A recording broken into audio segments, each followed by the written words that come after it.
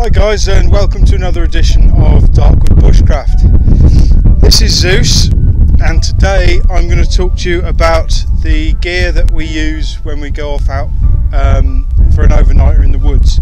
In particular, what the dog wears. Firstly, I want to talk to you about my belt rig. Now, my Bushcraft belt has a reinforced D-ring sewn into it.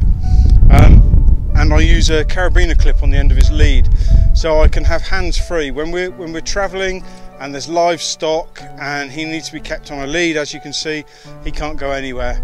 He is literally stuck to me. So that means I can use a walking pole, I can negotiate difficult terrain, anything like that, completely hands free without any issues. So what we're going to do is we're going to have a look at all the individual components of his harness and see what he carries when he goes camping. Okay, so the harness itself is a tactical harness made by a company called Icefang. Now there's a lot of these that you can get very cheaply on eBay and Amazon and things like that, but they're not very well made. They tend to fall apart under duress, and if you've got a big dog, the last thing you want is them breaking the harness to pieces. The Icefang harness comes with a variety of options when it comes to buckles. Zeus here has all metal Cobra buckles on his because they are by far the strongest buckle that you can get. That means that I haven't got to worry about any of the buckles failing if he pulls on his lead, or if he sees something and shoots off when he's on his lead and there's that sudden stop.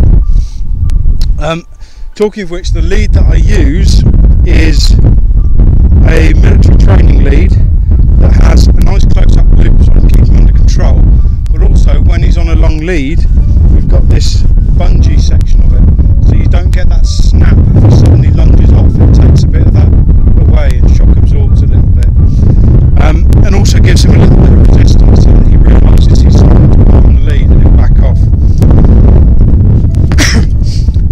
The Icefang harness is MOLLE compatible, so you can configure it with any pouches that you want. So what I'll do is I'll just quickly show you his setup, and then we'll take the harness off him, let him have a run around, and we'll talk through the individual components that go into the harness. So we have two similar MOLLE pouches at the front. This one is his first aid kit. That's a K-9 specific first aid kit. So there's bits in there that are specifically for him. The other side is where we pack his dog food for overnighter or a couple of nights if we're going for a couple of nights, so he carries his own food. Here we have poo bags. They're obviously all biodegradable. They're cornstarch poo bags, so we're not contributing to issues with plastic. This one here is just literally a kind of ammunition dump bag, and that is what he uses to carry his poo bags once he's filled them up. So no more of that wandering around with little poo bags tied to your finger, or that warm sensation when you put your hands in your pockets. He has to carry his own poo. He done it, he carries it. So that's for his poo bags. Lastly, he's got some carabiners on there because that's just useful for hitching him up somewhere. If I'm busy pitching my tent or putting up a shelter, anything like that, I've got ways of anchoring him to various trees, etc. And lastly, obviously, his friendly badges, because lots of people see a dog this size and freak out. So that just gives them the opportunity to just relax a little bit when they see him bounding up towards them, going, "Hello, it's me, I'm really happy," which can terrorise some people. So the friendly badges actually do help with that a lot. So we'll let him off, and then we'll talk through the individual elements of those pouches next. Right, so here we have the rig off the dog. As you can see, you've got 4 Cobra buckle anchor points. You've got a chest pad here, and you've also got a strong metal loop that you can attach a lead to. So if your dog's a bit of a puller, if you attach it to that, if he starts to pull, it'll turn the dog and it eases off with the pulling. On the back section here, you've got a carry handle, which can be quite useful when we have to manoeuvre him over stiles and things like that. And then you've got a strong metal anchor point here for the lead, which is really, really good. That is absolutely bomb proof. So that's basically the setup of the rig. So this goes underneath his chest, up round under his arms, so it's all fairly secure. Now, as I said before, this would be for dog food if we were going out overnight. This is our poo bags, so I've got those in a little dispenser, which just makes it easier for me to get them in and out of the container. I've got a locking carabiner on the back, so that's a full spec climbing carabiner because he's a strong old dog, so I don't want to muck about with anything that's any sort of less strong than something I would use for climbing. The bag, the dump bag that we use for his poo bags, also has two convenient side pockets. So in this one here, if I can get to it, I have a spare, like my fire steel, which is quite handy. And on the other side I have a Rat 1 folding knife in Oz 8. This is a great little folding knife, and is almost as good as some of the main blades that I carry, but this is a really handy backup knife. It's not a lightweight thing, it can do quite a lot of stuff. So I have that as a backup on the dog's kit, just in case I happen to lose any of my kit. Now, in the first aid pouch we have a dry bag. I'll show you what's that in a minute.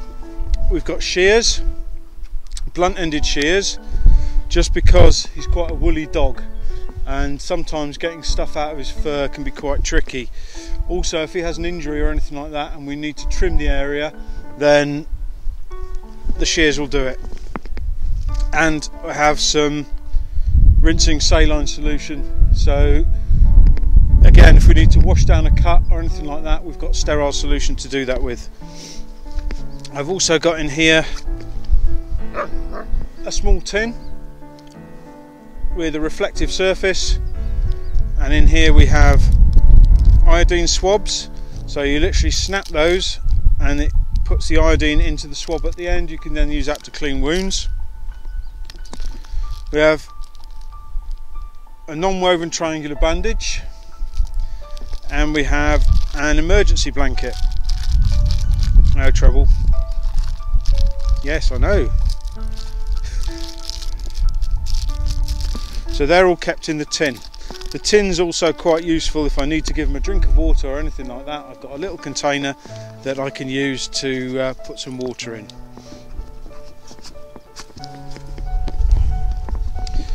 Now, in the dry bag